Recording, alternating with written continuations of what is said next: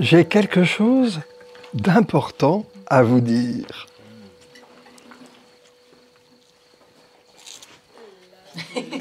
La vie est belle. Voilà, c'est fini. T'as gardé un bout de chocolat, voilà. Pascal, t'as gardé un bout de chocolat.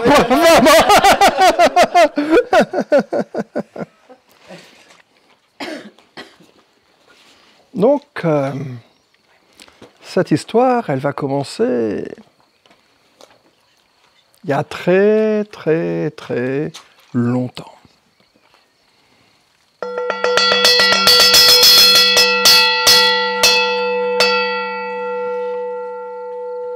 Ça, c'était le Big Bang. Les vibrations, tout ça, on ne sait pas d'où ça vient, et puis paf, soudainement, il y a des quarks. Des quarks. Ça fait des quarks. Quark, quark, quark, quark, quark, quark, quark, quark, quark. Ces quarks qui se fusionnent. 1 plus 1 égale 3. Un nouveau truc apparaît. C'est le principe de l'émergence. Et ce nouveau truc, c'est des électrons. Vous savez, des décharges électriques, des châtaignes. Vous avez tous pris des châtaignes dans votre vie. Hein, et puis des protons. Et des protons, vous avez des canons à protons, là, on voit ça dans la guerre des étoiles. Des trucs qui explosent. Et puis, l'univers se refroidit un petit peu. Et les protons et les électrons, ça fait des atomes d'hydrogène. Et puis, tous ces atomes qui se trouvent dans l'univers, dans des grands vortex, par des mécanismes qui nous échappent complètement, tous ces atomes se retrouvent condensés dans des galaxies, et puis quelquefois dans des étoiles. Nouvel état de la matière. Un atome plus un atome, ça donne de l'hélium. 1 plus 1 égale 3. Cet hélium, c'est ce qui fait brûler notre soleil. Et au bout d'un moment, l'hélium s'accumule, s'accumule, s'accumule à un tel point que l'étoile explose en supernova. Ça fait moins de bruit que le Big Bang, mais ça fait quand même une énergie extraordinaire. Et cette supernova, en fait, va créer toutes sortes de nouveaux matériaux. Du silicate, du fer, et alors tout le tableau de Mendeleïev, hein, je ne vais pas vous le faire au total, mais de l'oxygène. Et l'hydrogène, qui est un truc qui explose, les bombes à hydrogène, hein, les ballons d'hélium qui explosent, se combinent, s'oxydent avec de l'oxygène dans un composé étonnamment stable qui s'appelle de l'eau. Mais la même chose se fait avec le fer, dans un composé étonnamment stable qui s'appelle le sang. La rouille. La rouille est bien plus stable que le fer. Si on arrivait à construire des structures en rouille, elles seraient immuables. Mais voilà, l'oxygène qui a rejoint l'hydrogène, ça fait de l'eau. De l'eau. Et alors, il y a de l'eau un peu partout dans l'univers, et de temps en temps, des condensations, des planètes vont faire que différentes météorites, différents agrégats vont se condenser pour faire une planète de plus en plus grosse. Mars, Jupiter, Neptune, Saturne, Vénus, la Terre. Et cette Terre est bombardée régulièrement de comètes, d'étoiles filantes. Oh, une étoile filante!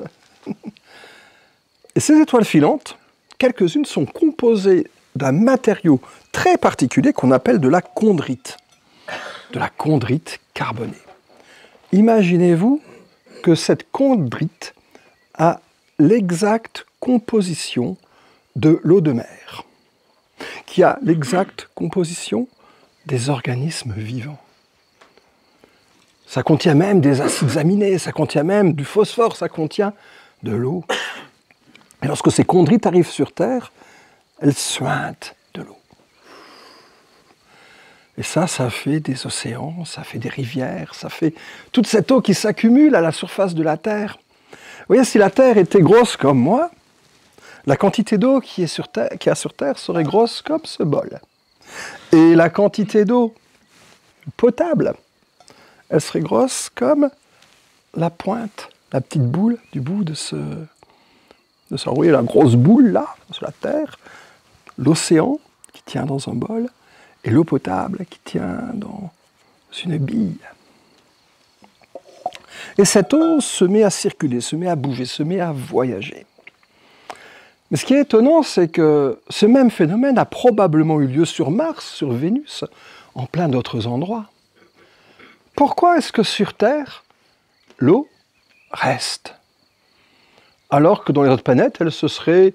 On a vu sur Mars, avec nos sondes spatiales, des traînées d'eau, des passages d'eau, de la circulation d'eau. Il n'y a plus d'eau, ou plus beaucoup, un petit peu cachée dans les entrailles de la planète.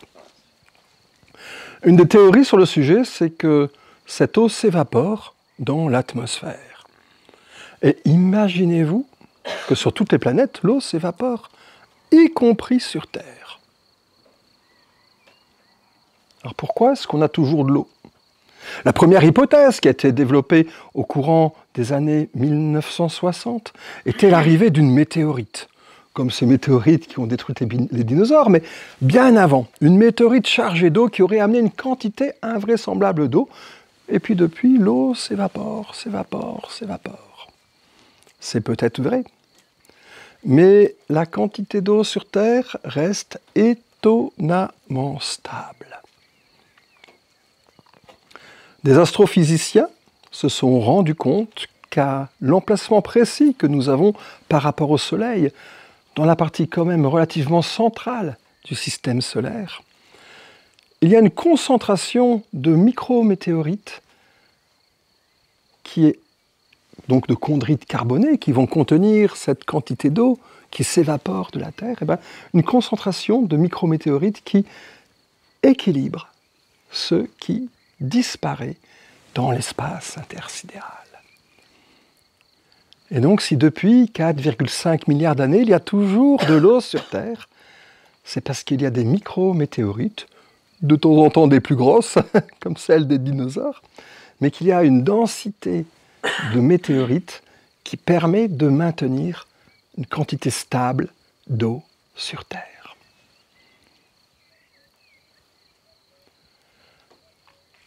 Ça, c'est complètement bluffant.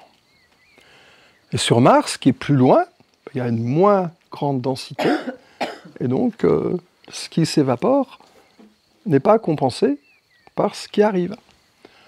Ou la Lune, qui est beaucoup plus petite, pareil pour Vénus, là c'est la gravitation de la planète qui n'est pas suffisante pour maintenir tout ce qui arrive, qui se retrouve catapulté dans l'atmosphère par manque de gravité. Par manque de gravité, de gravitation. Voilà le premier cycle de l'eau. Un cycle cosmique qui permet une forme de stabilité sur Terre, que on ne va peut-être pas manquer d'eau tout de suite. La vie est belle.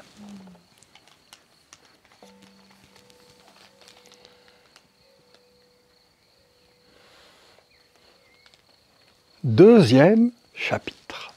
Le deuxième chapitre, c'est le plus chiant parce que vous le connaissez tous. Comment est-ce que l'eau bouge sur Terre? Eh bien, c'est facile. Il y a de l'eau dans la mer, il y a du soleil qui brille, qui chauffe, ça évapore.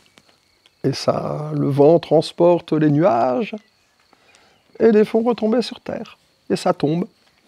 Et ça fait ceci qu'on nous apprend à l'école, que l'eau s'évapore, ça va dans des nuages, c'est transporté par le vent, et ça tombe, et ça ruisselle. Et l'eau s'évapore, et c'est dans des nuages, et ça transporté par le vent, et ça retombe, et ça ruisselle. L'eau s'évapore, ça rentre dans les nuages, et c'est transporté par le vent, et ça... Voilà. Donc c'est un cycle, celui qu'on voit le plus communément, parce qu'on voit tous des nuages, on s'est tous pris une averse sur le bec, on sait ce que c'est. Peu de nous ont senti sur mer ce que veut dire l'eau qui s'évapore. Est-ce qu'il y a des voileux parmi vous? Des gens qui sont passés dans les zones tropicales, où l'air est tellement dense qu'on sent l'humidité dans l'air, que le simple fait de bouger les bras, de bouger on sent l'humidité qui enveloppe et qui circule autour de la peau. C'est très sensuel pour certains, et c'est épuisant pour d'autres. Donc, est-ce que ça s'évapore vraiment sur les océans? Ben, vu que ça retombe, on s'imagine que oui.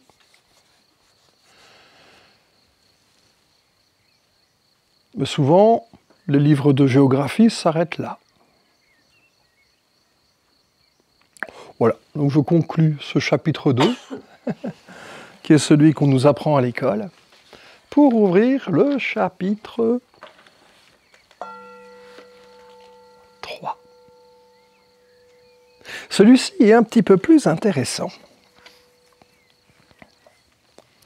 Parce qu'en fait, lorsque l'eau tombe sur Terre, et que cette Terre est peuplée d'arbres, une grande partie de cette eau va se trouver évaporée. Dans certains écosystèmes, c'est près de 80% de l'eau qui tombe sur une forêt qui est évaporée. Dans une prairie, ça va être que 20% de l'eau qui va s'évaporer. Vous voyez, quand il y a des arbres, ça crée énormément d'évaporation, cette transpiration des arbres, qui va recréer d'autres nuages. Et on a pu le mesurer en différents lieux de la planète, que l'eau qui s'évapore dans l'océan va se tomber sur les 500 premiers kilomètres de l'Amazonie, vont s'évaporer de nouveau, retomber 500 kilomètres plus loin, s'évaporer, 5 à 6 cycles différents.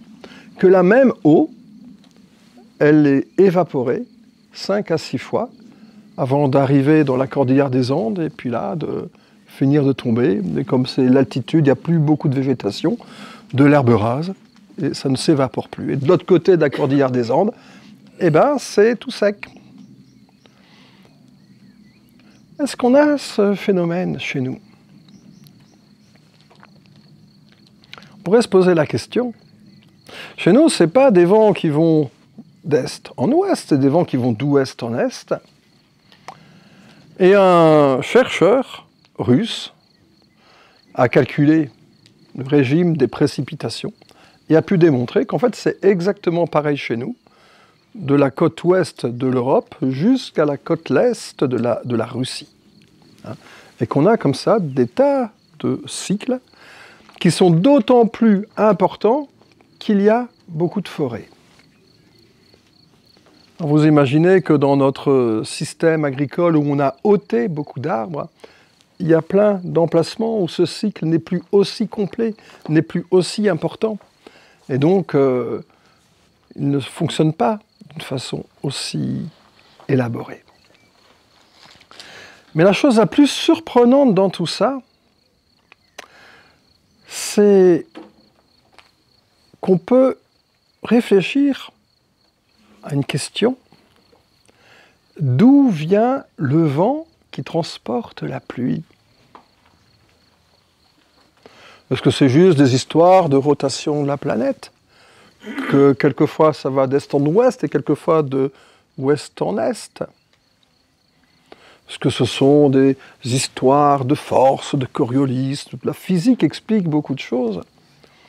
Mais ce que ce gars a expliqué, c'est qu'en fait, que lorsque la pluie tombe, donc l'eau se condense, et l'air perd de la matière. Donc l'air devient moins dense. L'air se vide de sa matière. Et ça, en météorologie, ça s'appelle une dépression, qui attire l'air d'à côté. Et partout où l'air se condense, ça crée des dépressions. Et quand on calcule toutes les condensations qu'il y a sur Terre, on peut calculer, et c'est l'objet de travail de ce chercheur, on peut calculer le vent que ça génère, et ce gars arrive à démontrer que les grands vents de la planète sont générés par les forêts qui condensent l'humidité et donc ôtent de la matière et créent des dépressions. Alors ce gars, donc ces travaux, lorsqu'ils ont été présentés au GIEC, ça contredisait tellement la théorie actuelle qui est uniquement thermodynamique que ces travaux n'ont pas été perçus comme essentiels, on va dire. Pourtant, grâce à une autre chercheuse, ils viennent d'être publiés il y a 3 ans, et donc sont aujourd'hui validés et donc acceptés dans le corpus des données scientifiques. Il va falloir clairement réviser notre copie sur la génération de la pluie sur Terre. Et qu'aujourd'hui, rien n'est joué. Que notre capacité à planter des arbres générera la capacité à orienter l'air vers nous, et donc à l'échelle de la planète, à rétablir des régimes de pluie. On verra les questions à la fin. Voilà, c'est le 3e cycle, c'est celui de la transpiration et de la condensation qui crée les vents.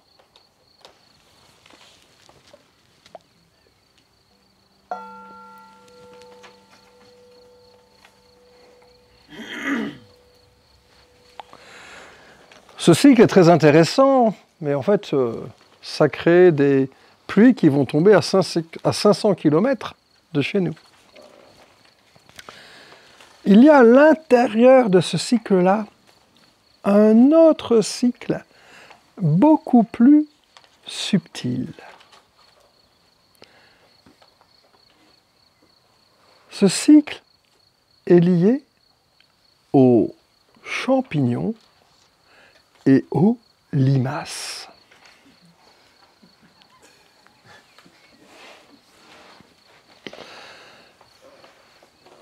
Lorsqu'un champignon commence à sporuler, vous voyez tout ce que c'est un champignon, c'est un pied avec un chapeau. Et en dessous, ça émet des spores. Les spores des champignons sont hydrophobes, elles ont horreur de l'eau. Ce qui est étonnant pour des spores qui aiment pousser dans des lieux humides. Et pour ceux qui ont mis la main sur un champignon qui est en train de sporuler, ça, vous savez, on cherche des énergies quelquefois. Quand on est au-dessus d'un champignon, on sent qu'il y a comme un petit courant d'air, de fraîcheur, qui s'élève du chapeau. En fait, le chapeau du champignon transpire, ça crée une cheminée d'évaporation qui s'élève en faisant un léger petit vortex. Ce petit vortex crée un courant d'air sur les bords du chapeau du champignon et aspire par ce qu'on appelle l'effet Venturi, aspire les spores qui se retrouvent en suspension. Et les champignons émettent leurs spores juste avant l'orage. C'est une bonne façon de savoir si l'orage est proche, pour ceux qui sont un peu allergiques aux spores de certains champignons, ou quand on a l'odeur du sous-bois qui commence à exhaler de la litière. Vous voyez, il y a l'orage qui arrive. Et donc, les spores sont dans l'air, entre la canopée et le sol. Et là va arriver un phénomène extraordinaire qui s'appelle la pluie. Et lorsqu'une goutte d'eau tombe du ciel et vient s'approcher de la minuscule spore de champignon qui est au bout de mon doigt, là, qu'est-ce qui va se passer? Ça va exploser ou pas? En fait, il n'y a rien de plus aérodynamique qu'une goutte d'eau. C'est pour ça que tous nos avions ressemblent à des gouttes d'eau.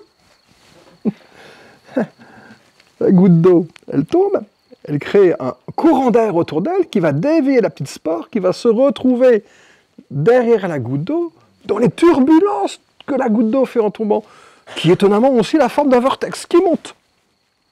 Et la petite spore va remonter la pluie, jusqu'à la prochaine goutte d'eau qui va arriver. La petite spore va remonter la pluie. Et les spores remontent la pluie jusque dans les nuages.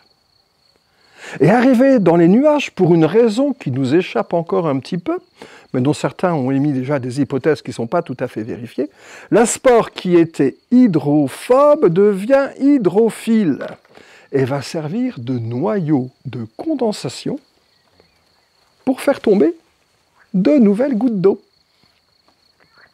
S'il y a du vent, la goutte d'eau va tomber un petit peu plus loin, mais pas beaucoup plus loin. Parce que tout ce phénomène de montée, condensation et redescente ne va prendre que quelques dizaines de minutes.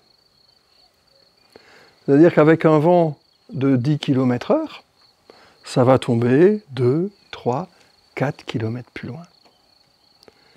Pas très loin, et c'est cette technique tout à fait révolutionnaire que les champignons ont inventée pour disséminer leurs spores. Et donc, plus il y a de spores, plus il y a de champignons. Plus il y a de champignons, plus il pleut. Plus il pleut, plus il y a de champignons. Plus il y a de champignons, plus il pleut. Et donc il y a un moment où, s'il n'y avait que des spores et des champignons, c'était peut-être comme ça, tout début de la vie sur Terre, il pleuvait tout le temps.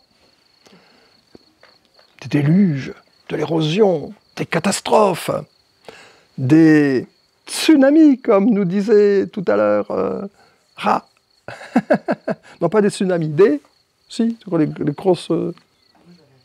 Oh ouais. Quand on mettait de l'eau dans les maquettes, ça faisait... Des raz-de-marée, voilà. Des raz-de-marée. Par chance, la nature s'est dotée d'un animal qui adore les champignons. Bon, on va le faire comme ça. Un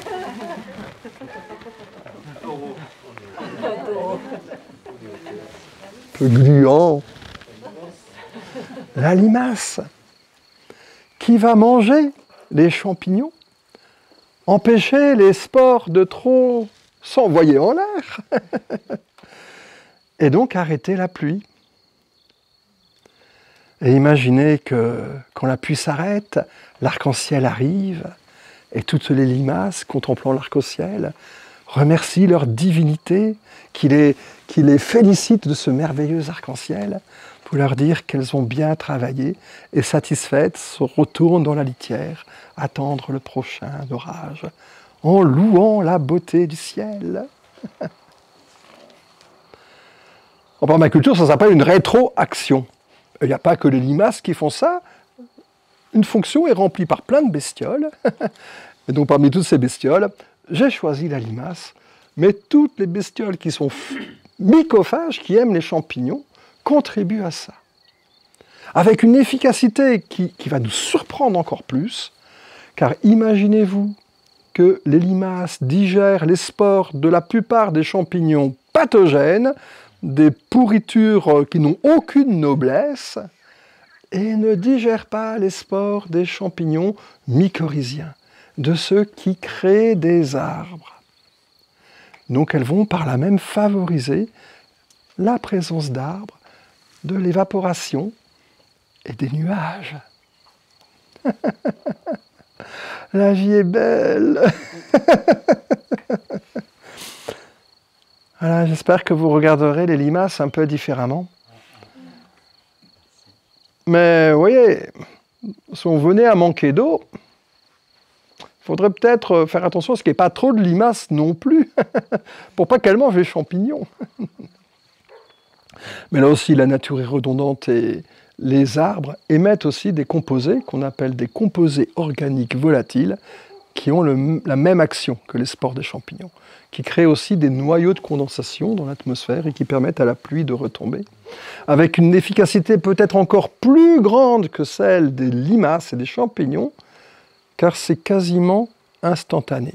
Ces composés sont gazeux, s'en vont dans l'atmosphère dès que la pression atmosphérique devient un petit peu lourde, hein, et ça, à un tel point que quelquefois on voit l'eau qui tombe directement au-dessus des bosquets dans la campagne. Voilà. Ces jambes d'eau qui arrivent quelquefois, ça se fait en quelques minutes et pas en quelques dizaines de minutes. Tous ces éléments sont des éléments de ce petit cycle caché dans le grand cycle qui permet de faire retomber l'eau à quelques centaines de mètres, quelques mètres quelquefois, quand il n'y a pas de vent, quelques centaines de mètres ou au pire quelques kilomètres de l'endroit où sont les champignons. C'était le 4e cycle de l'eau. On en arrive au 5e, qui est le grand oublié. Et pourtant, celui que tout le monde éprouve lorsqu'on voit de la rosée, de la condensation. On a tous fait cette expérience, surtout dans nos maisons lorsqu'elles ne sont pas bien isolées, en hiver, que la condensation de notre respiration se fixe sur les parties froides, et donc sur les carreaux. Avez-vous aussi remarqué que ça ne se fixe que sur les parties les plus froides, et pas ailleurs? En rapprochant cette remarque des travaux du gars qui dit que la condensation crée des dépressions et attire l'air humide, et attire la pluie, et bien c'est la même chose qui se passe dans la chambre. Comme l'air se vide de son humidité au contact de la vitre froide, ça fait une petite dépression qui fait que l'air qui est juste à côté est attiré à son tour sur la vitre froide. Et toute l'eau se dépose sur la vitre froide et pas ailleurs. Toute l'eau qui ne reste pas dans l'air, dans l'air, hein, parce que l'air peut contenir, plus l'air est chaud, plus il peut contenir d'humidité, qu'on ne voit pas. Et ce soir, on ne voit pas de nuages, très peu, et pourtant il y a probablement beaucoup d'humidité dans l'air. Mais comme la température est haute, ça ne se condense pas. Si la température venait à refroidir, on verrait les nuages se condenser. D'ailleurs, souvent, on voit les nuages qui... Je ne sais pas si parmi vous, il y a des gens qui regardent les nuages. On les voit, on a l'impression qu'ils avancent d'un côté et qui se dissolvent de l'autre. Hein? Le nuage, il ne bouge pas complètement dans le vent. Ils peuvent être un peu transportés par le vent, mais il y a souvent une partie du nuage qui apparaît et une autre qui disparaît. En fait, c'est simplement qu'il va rencontrer des masses d'air plus ou moins froides, plus ou moins chargées d'humidité, qui fait que par moments, le nuage apparaît, il se condense, et à d'autres moments, le nuage disparaît, il se solubilise dans l'atmosphère. Et donc, chaque fois que dans un paysage, il y a une partie plus froide qu'une autre, est-ce que l'air peut se condenser à cet endroit-là? Alors pour ça, ceux qui aiment bien la thermodynamique, on a des abacs qui sont très pratiques pour ça, nous permettent de connaître en fonction de la quantité d'humidité qu'il y a dans l'air, ce qu'on appelle le point de rosée. Par exemple, à 20 degrés, avec 50% d'humidité dans l'air, il suffit de trouver une surface de 12 degrés pour que l'air se condense. À 40 degrés, quand il fait très chaud. Quand il fait très chaud, l'air va contenir beaucoup d'humidité. Il suffit de rencontrer une surface à 28 degrés, 12 degrés de moins, pour que ça se condense. Et ça, le simple fait d'avoir un arbre, le soir avec un côté au soleil, un côté à l'ombre, eh bien, la partie qui est à l'ombre de l'arbre est déjà souvent à 28 degrés, alors que la partie qui est au soleil est à 40 degrés. La partie qui est au soleil est à 40 degrés. 40 degrés vont faire que l'arbre va également transpirer. Il transpire dans son feuillage, par en dessous. Les stomates, l'endroit où l'arbre transpire, c'est par en dessous. Ça crée de l'air froid, dense, qui va avoir tendance à descendre. Et les feuilles du dessous, qui peuvent capter l'humidité, si elles sont plus froides, vont condenser cette humidité qui va retourner dans l'arbre, dans les vaisseaux du bois, de la sève élaborée, et redescendre jusque dans les racines. Ce phénomène est étrange parce que on n'en tient jamais compte en météorologie, parce que cette eau n'apparaît pas dans les pluviomètres. C'est de l'eau qui s'évapore directement des arbres et qui se recondense. Plein de scientifiques ont étudié ça, et on arrive à des résultats surprenants, où en fait, il y a quasiment la même quantité d'eau que ce qui est tombé. Dans un écosystème où il tombe 200 mm d'eau en été, et bien en fait, il y a 400 mm d'eau qui circulent dans les plantes. C'est comme si cette eau passait quasiment intégralement 2 fois. Alors elle ne passe pas intégralement 2 fois. Le premier coup, il n'y a que 50% de cette eau qui est évaporée. Le deuxième coup, il y a 50% de 50%. Le troisième coup, 50% de 50%. Le cinquième coup, sixième coup, septième coup. Et dans une même journée, la même eau peut s'évaporer plein de fois pour peu qu'on ait des dipôles de chaud et de froid. On peut comprendre que lorsqu'on a un champ uniformément plat, tout va être un peu à la même température. Et que si j'ai de l'air froid à l'intérieur, ça ne va pas beaucoup bouger parce qu'il n'y a pas beaucoup d'air dedans. Et par contre, si j'ai un paysage avec une végétation très hétérogène, des creux, des bosses, des creux, des bosses, des creux, des bosses, ça va capter beaucoup, beaucoup plus d'eau. Et d'autres chercheurs se sont amusés à dire, mais alors quelle est la forme idéale pour capter un maximum d'eau? Et ont étudié les patterns de condensation. Tout à l'heure, on a parlé d'un autre pattern. Celui-ci, c'est le pattern de chou-fleur ou de brocoli. Pour ceux qui sont allés sous les tropiques, et quand on regarde la forêt tropicale, les forêts vierges d'en haut, on a l'impression d'être au-dessus d'un champ de brocoli, avec des creux, des bosses, des creux, des bosses. Un truc d'une hétérogénéité extraordinaire. Il y a toujours des parties sombres, il y a toujours des parties lumineuses, il y a toujours des dipôles lumière-ombre qui permettent et optimisent ces condensations. Et il y a plein d'échelles, des grands arbres, et sur les arbres, il y a plein de petits cônes différents. Et chez nous, on a des choses plus plates, plus planes. Mais lorsqu'on laisse nos forêts évoluer spontanément un suffisamment grand nombre d'années, de l'ordre de 250 à 300 ans, on se rend compte que nos forêts prennent les mêmes structures en vieillissant. Alors peut-être qu'on peut accélérer le phénomène pour planter des grands arbres, des petits arbres, des moyens arbres, de faire en sorte qu'on ait plein d'hétérogénéité, plein de creux, plein de bosses, à plein d'échelles différentes, pour optimiser cette condensation.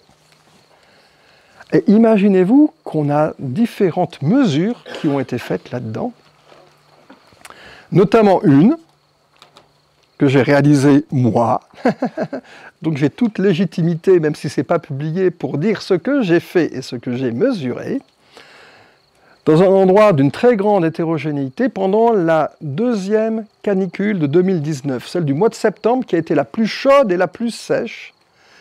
J'ai réussi à capter, c'est pas moi, j'ai mesuré que la forêt, ma forêt, mon jardin forêt, plein de ronces, plein de plantes diverses et variées dans le sous-bois, a capté entre 2 et 4 mm d'eau tous les soirs, soit 30 mm, c'est quoi ça? Soit 30 mm pendant les 10 jours de la canicule.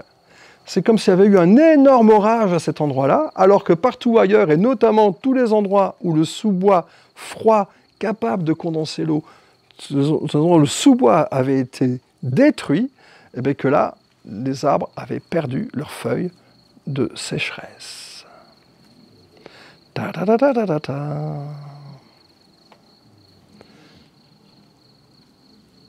Le cycle oublié de l'eau, c'est celui qu'on a sous nos yeux, celui sur lequel on peut œuvrer tout seul, d'aider la nature, chez nous, à capter cette humidité. Je ne peux que vous encourager le soir, comme en ce moment, ou le matin, au moment où la rosée apparaît dans la prairie.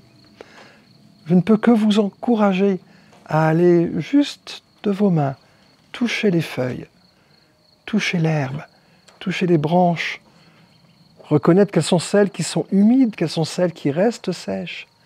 Essayez d'identifier quelles sont chez vous ces plantes qui condensent l'humidité, parce que toutes ne le font pas avec la même efficacité.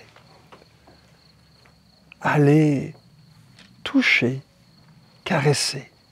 Laissez-vous caresser par les feuilles des arbres, les feuilles des sous-bois et, pour les courageux, par les feuilles des ronces, pour simplement évaluer et éprouver toute l'humidité qui peut être captée par les plantes. Mais vous allez me dire, cette humidité, c'est très bien, mais à qui va-t-elle profiter? Aux lierres, à la ronce, aux fusains, qu'est-ce qu'on a encore comme plante qui marche bien? Les lauriétins, les lauriers-sauces. Est-ce que ça va, ces plantes-là? Mais non, moi je veux produire des prunes, des pêches, des tomates, et des betteraves. Et il se trouve que c'est encore les champignons qui vont nous aider. Car lorsqu'un lierre capte l'humidité de la transpiration de son arbre, cette humidité pénètre quasiment instantanément dans sa structure de sa feuille et va se retrouver dans les vaisseaux de sève élaborés.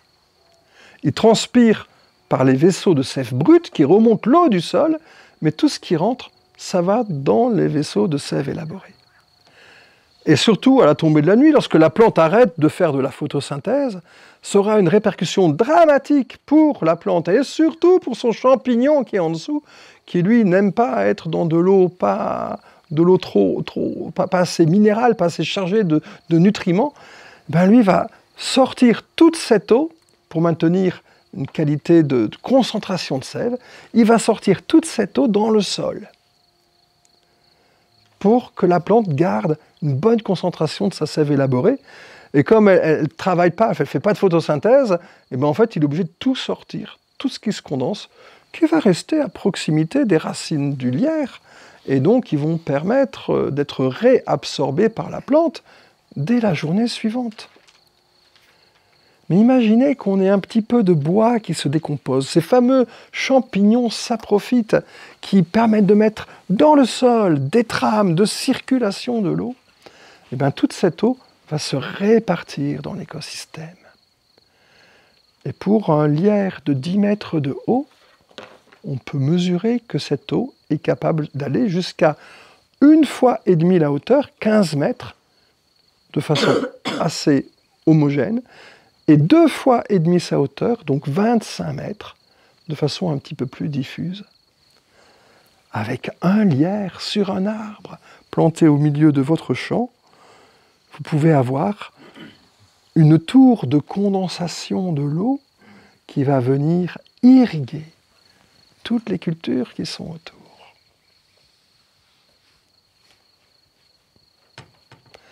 Et ce cycle-là, il est essentiel. Le chercheur russe qui a fait sa thèse sur les courants d'air, lui, il dit que s'il n'y a pas ça, tout le système ne fonctionne pas. Et pour qu'il y ait ça, un système qui capte bien l'eau, on a deux façons de faire. Soit attendre 250 à 300 ans qu'une nouvelle forêt primaire apparaisse et que ce système se mette en place, soit aller un petit peu plus vite et essayer de mettre en place des structures de cette nature-là qui puissent permettre de condenser l'eau chez nous. Si on le fait, on récupérera comme je fais à la maison. 2 mm d'eau tous les soirs, 3 mm d'eau, quelquefois 4 mm d'eau en été. Et si on est on a déjà d'eau pour nous, pour notre jardin, pour les plantes que l'on aime. Et si on était beaucoup à le faire, et bien en fait là, on pourrait avoir une influence sur les grands courants d'air qui aujourd'hui ont tendance à... Ça chauffe pas trop ton truc, parce qu'il y a le... Ça va. Il ne faudrait pas brûler le pauvre hanneton. Voilà, donc en fait on a une responsabilité à le faire chez nous, et on peut le faire en 10 ans, sans être obligé d'attendre 250 ans que ça arrive tout seul, ou moins expérimenter des formes, des patterns, des façons de planter, des façons d'organiser nos espaces qui puissent permettre de le faire. Et apprendre ensemble sur la façon de le faire, la façon dont nos écosystèmes vont s'hydrater. Et pour savoir si ça s'hydrate bien, il y a bien sûr le résultat final. Est-ce que ça résiste, est-ce que ça supporte la canicule ou non? Comment mes trucs poussent? Et puis après, il y a nos mains qui peuvent aller explorer les feuilles, et voir si l'humidité vient bien pour de bon. Tout à l'heure, vous allez sentir ce moment où, à notre température de 37 degrés, où la fraîcheur va arriver et on aura tous envie de se mettre une petite laine. Voyez ? Pour un être à 37 degrés, dans la nuit, il va y avoir un moment où nous aussi, on va condenser de l'eau. On va avoir ce petit froid qui va nous toucher. Pour des plantes beaucoup plus froides, ça va arriver bien plus tôt. Les plantes sont nos alliés. C'était le 5e cycle de l'eau.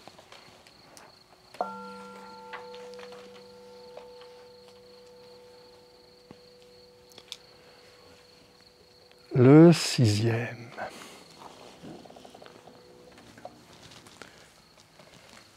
Le 6e, c'est le plus improbable.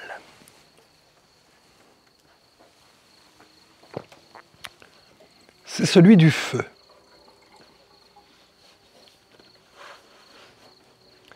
Vous l'avez peut-être entendu dans les émissions, des informations catastrophiques des grands médias, lorsqu'il y a eu ces grands incendies en Australie.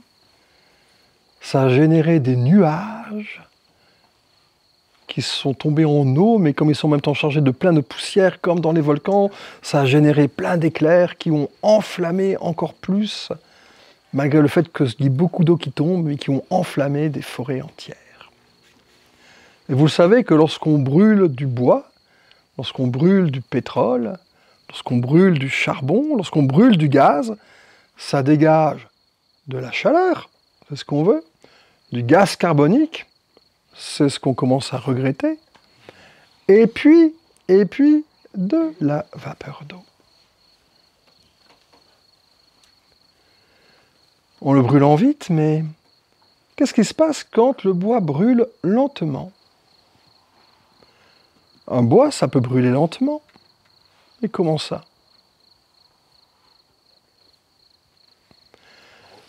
Grâce aux champignons.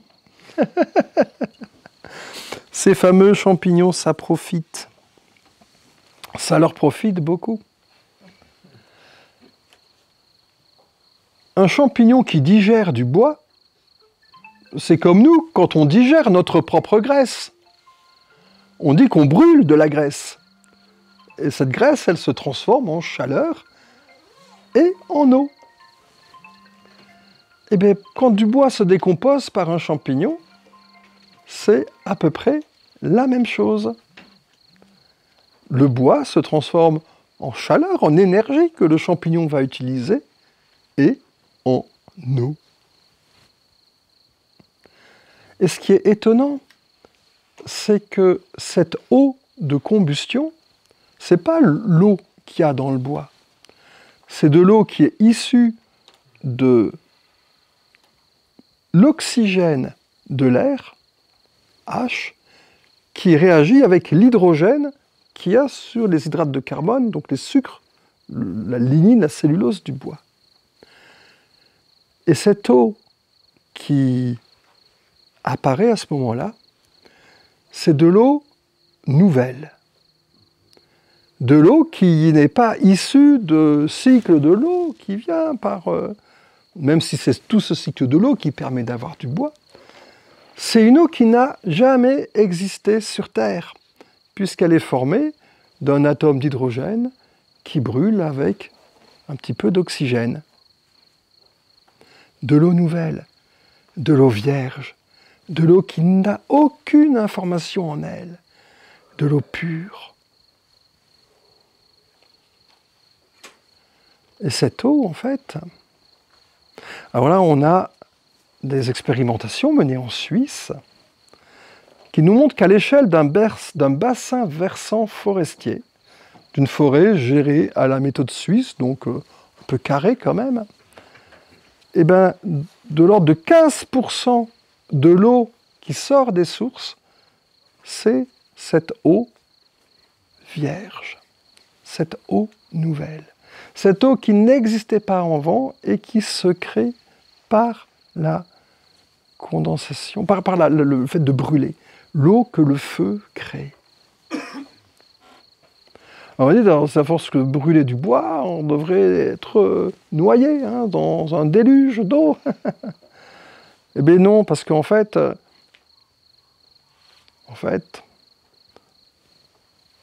le contraire du bois, de brûler, ça va être le cycle suivant de l'eau. Hein.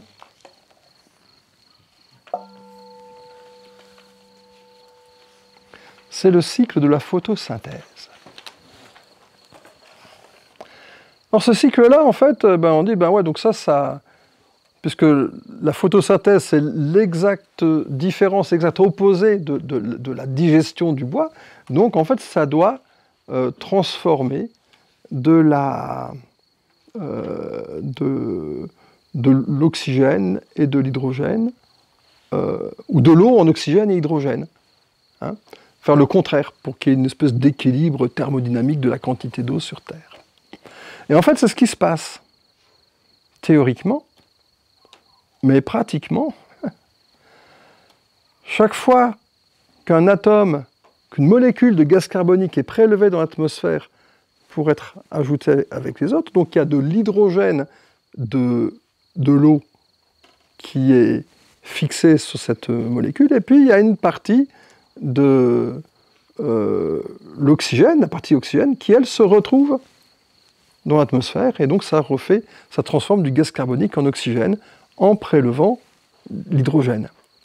Et donc on a l'exact inverse, et donc une conservation thermodynamique de notre eau. Il y a toujours autant d'eau qui se crée que d'eau qui se décompose. Sauf que, par un grand mystère, la réaction de photosynthèse n'est pas aussi simple que ça. Quand on la met en équation, on voit que pour créer un sucre avec 6 carbones, il y a donc 3 molécules d'eau qui sont incluses dans le système, 3 autres qui servent à des réactions annexes, on va dire, et 6 qui sont créées en plus par la même réaction. C'est-à-dire qu'il y a une génération d'eau, de nouvelles molécules d'eau par les plantes. Plus il y a de photosynthèse, plus il y a d'eau. Donc ces travaux sont ceux d'un grand ami qui est Ernst Zürcher. Ernst qui nous dit que partout où elle le peut, la terre appelle un arbre. L'eau, c'est la vie. Il y a besoin d'un petit peu d'eau pour démarrer ce grand mystère de la vie.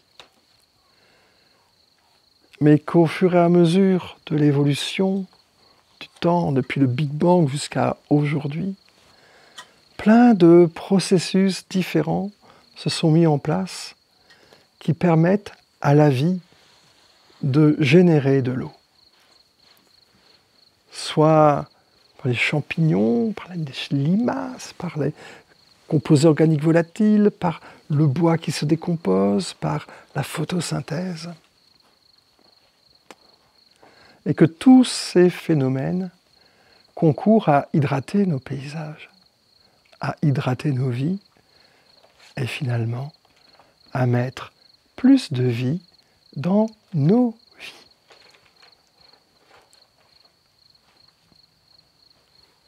L'eau est un miracle. La vie est belle.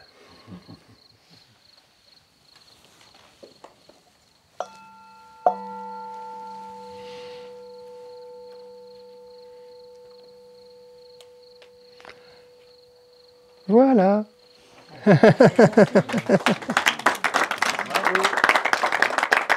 Oh. Sauf pour ce papillon qui est en train de se noyer dans mon verre d'eau. C'est la deuxième tentative de suicide. Il a essayé contre le truc là.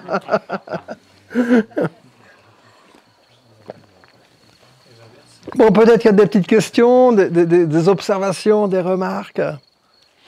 Alors, tout ce que j'ai raconté là, il y a un très bon ami, alors si c'est filmé, ben, je suis remercier Jean-Luc Galabert, hein, qui est un chercheur qui, comme beaucoup ici, ont fait on appelle ça un burn-out, ou une dépression, ou une crise, on va dire que c'est une crise pour être poli, hein, et puis qui a changé de vie.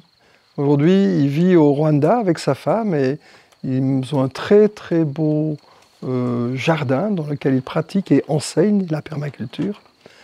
Et donc Jean-Luc, qui est toujours un scientifique, a été un peu étonné de ces 7 cycles de l'eau et a cherché de la bibliographie. Et donc il vient de sortir une brochure de 111 pages qui source tout ce que je viens de dire. Voilà. Donc, pour ceux qui veulent la voir, je vais lui envoyer ce soir un petit mail pour savoir si je pouvais diffuser sa brochure. Mais voilà, donc sachez que on peut vérifier tout ça pour ceux qui le veulent. Hein, et dans un document qui est évolutif et qu'on va encore essayer d'améliorer. Mais je voulais vraiment remercier Jean-Luc d'avoir fait ce travail titanesque. Parce que moi, je lis beaucoup, mais je note pas. Hein, donc après, ça reste dans ma tête. Mais dans quel livre t'as vu ça? Qui a écrit cette thèse? Comment s'appelle le gars qui a fait ça? En plus, je retiens pas les noms. Donc, merci, merci. Jean-Luc, je t'aime. Et alors, Jean-Luc, voilà, ce qui est rigolo, c'est moi, je dis toujours la vie est belle. Et lui, il dit, la vie est rebelle. Le yin et le yang. Et on peut se retrouver aussi.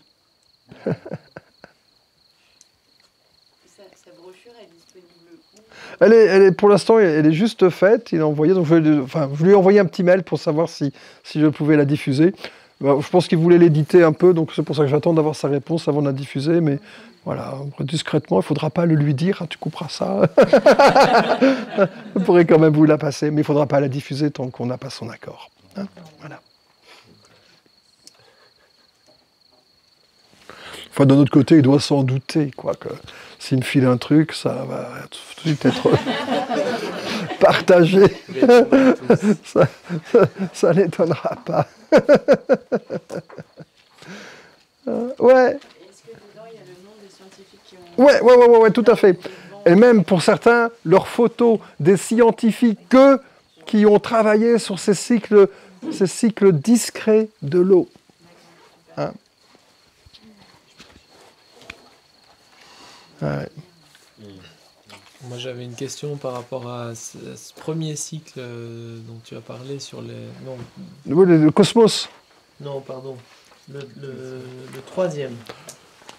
Celui-là, les limaces et les champignons. Non. Ah non, celui d'avant.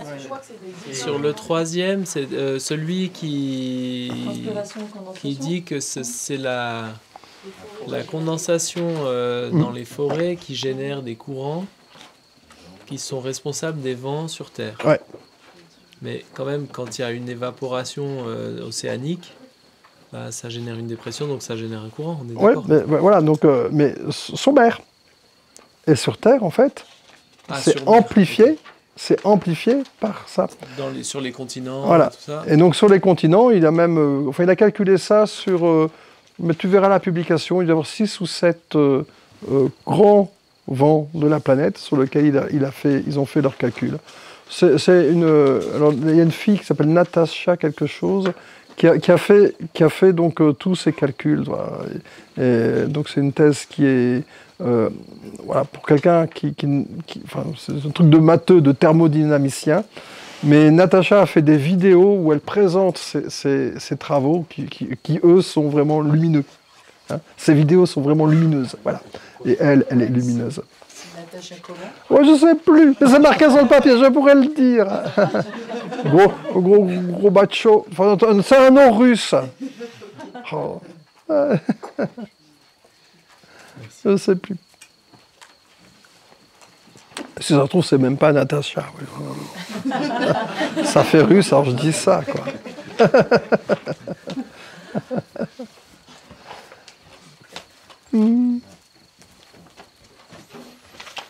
Bon.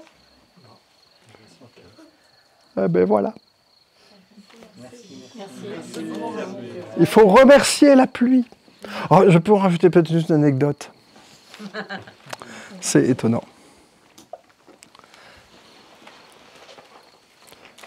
Qui a à voir avec l'eau, pas tellement avec le cycle de l'eau.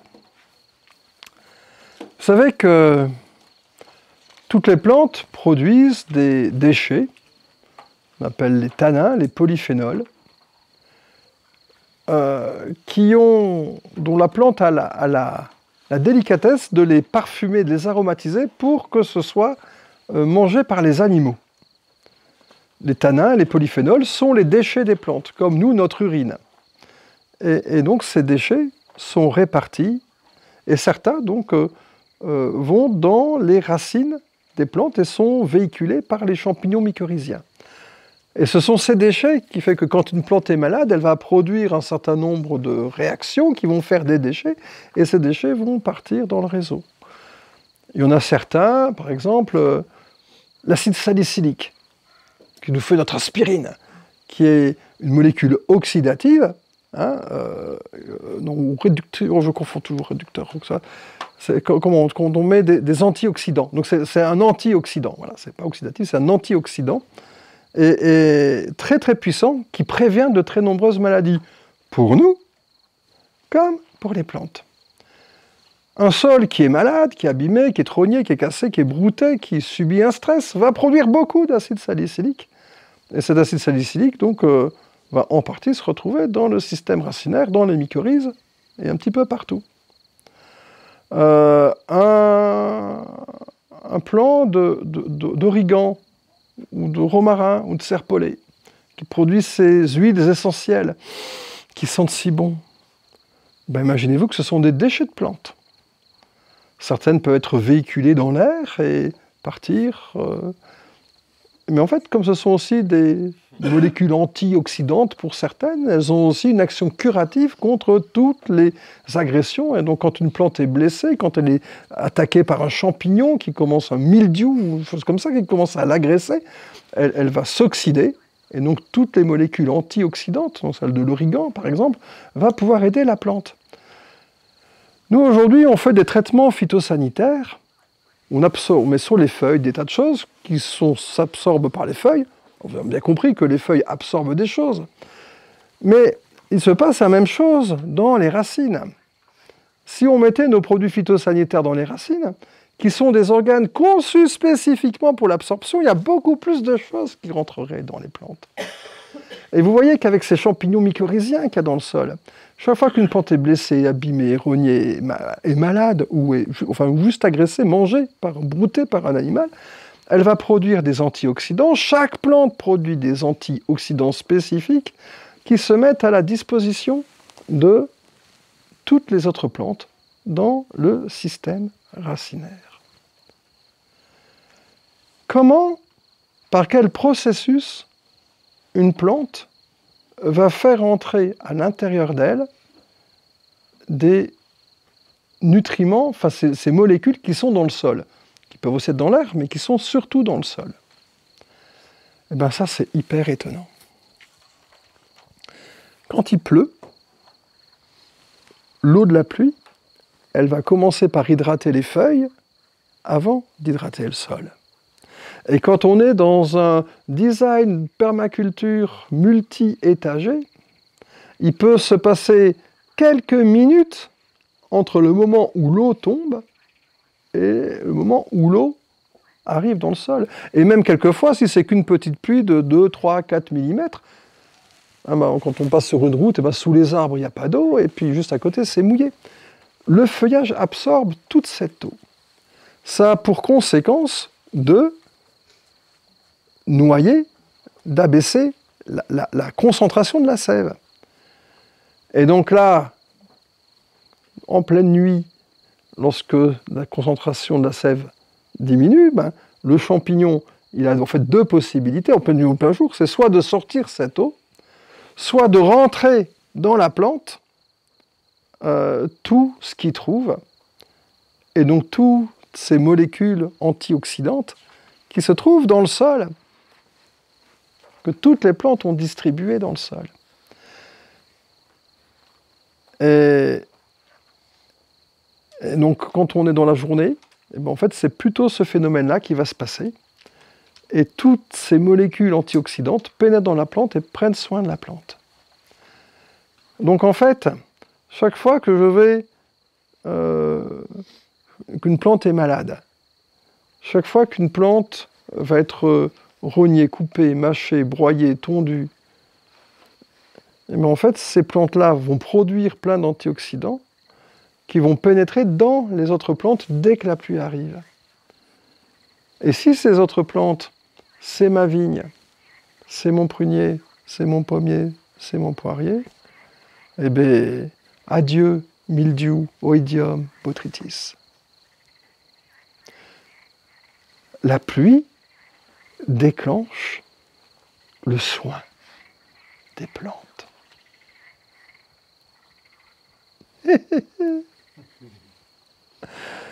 Et pour ceux qui viendront demain, dans l'atelier, ceux qui ne l'ont pas encore fait, on verra comment la rosée fait la même chose, mais pour les animaux. Là, j'ai bien vendu mon truc pour demain, je crois. Ouais. Quand il pleut, l'air est humide et ça génère, ça favorise le mildiou. Oui. Et donc il y a quand même des épisodes où l'air est très humide, ouais, et le mildiou a le dessus. Ouais. Ok. Voilà. Mais après, alors là, c'est Carbonneau, c'est un des grands spécialistes de la vigne qui a écrit une grande monographie sur toutes les connaissances scientifiques de la vigne. Et lui, il dit, toutes les vignes sont capables de soigner leur mildiou. Elles savent toutes gérer le mildiou, sauf qu'elles n'y vont pas assez vite.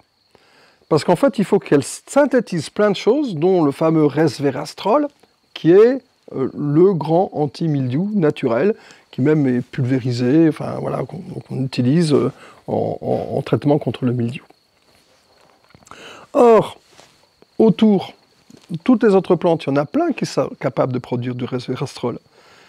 Si au lieu d'avoir des vignobles nus, déserts, tu avais des tas de plantes, et notamment des plantes capables de faire ce fameux resveratrol, ce fameux antioxydant, ce fameux polyphénol, qui est un déchet de certaines autres plantes, si on les avait à côté, en fait, la vigne aurait directement à disposition du resveratrol, qu'elle ne serait pas obligée d'attendre 3 ou 4 jours pour être synthétisée.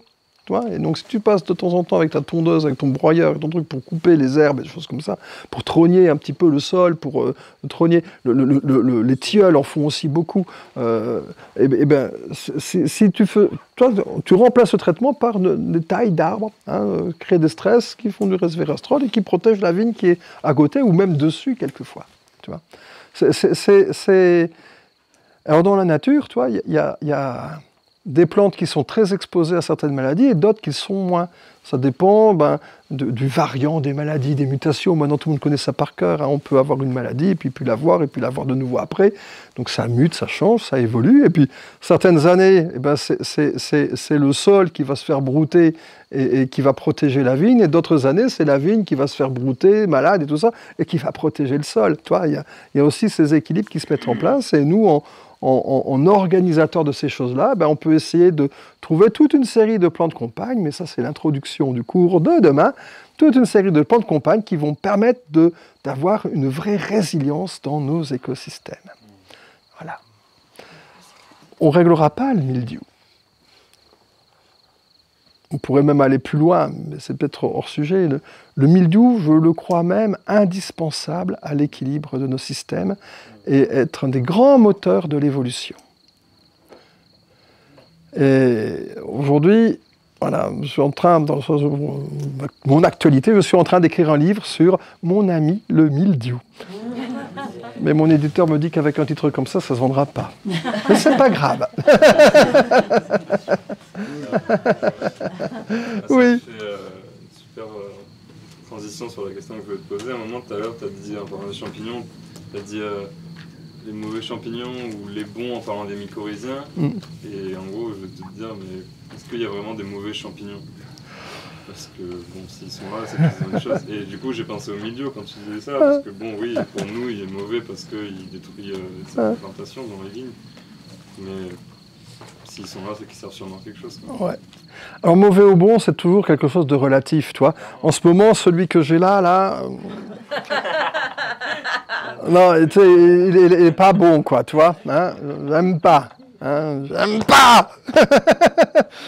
Et il y en a des bons, il y en a des... Enfin, c'est toujours relatif. À d'autres moments, c'est peut-être celui-ci qui va faire que... vous savez que les champignons sont même à l'origine de beaucoup de nos phéromones. C'est pas nous qui les produisons, c'est des champignons qu'on a dans nos pores qui les font. Tu vois, donc, d'être trop nettoyé avec un antifongique, ça risque de diminuer sensiblement votre sex appeal. Attention. Hein. Et le même, il peut se retrouver faire des mycoses s'il est plus régulé. Pareil, les candidats, hein, on a plein de champignons qui sont très très importants dans le maintien de notre flore, des flores de nos muqueuses. Et puis à des moments, si on prend certains antibiotiques par exemple, ce champignon qui est pourtant tout à fait utile va devenir pathogène. Et donc il y a une espèce d'équilibre qui se déplace. Et donc toutes les candidoses qu'on peut avoir quand on prend des antibiotiques, alors ça fait ce qu'on appelle le muguet, hein, des trucs blancs qui poussent dans la bouche ou sur la langue. Et puis après pour certains des formes beaucoup plus graves qui vont toucher les muqueuses digestives, intestinales. C'est des champignons qui en temps normal ne sont pas du tout embêtants. C'est que la limite entre symbiotique et pathogène, quelquefois, elle est un peu limitée. On parlait des processus d'apoptose, tu vois. Et je pense que dès que l'équilibre se déplace un petit peu trop d'un côté, il y a plein d'organismes pour nous qui disent il n'est plus à sa place celui-là, allez, hein, il faut qu'il passe à trépas et qu'il laisse sa place à un autre être vivant qui est plein d'énergie, plein de vitalité et plein de vie. Hein, que si la vie est éternelle, c'est parce qu'elle se partage. Voilà. Et que notre vie se finit par notre mort, et notre mort, c'est un cadeau que la vie offre à la vie, que la vie qui est offre à la vie qui vient.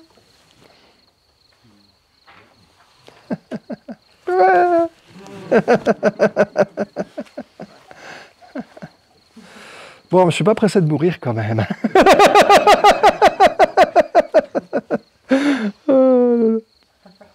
Bon. D'autres questions? Pascal, t'as gardé du chocolat pour la fin? Oui. Ouais, super. Bon, donc, je crois qu'il y a une musique là maintenant? Ouais. Ouais, le directeur attend. Bon, allez. Merci beaucoup.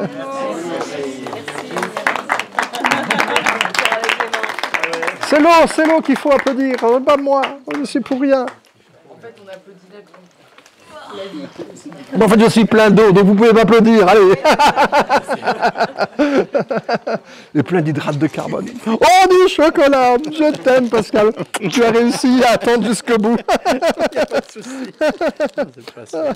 C'est pas ça, merci.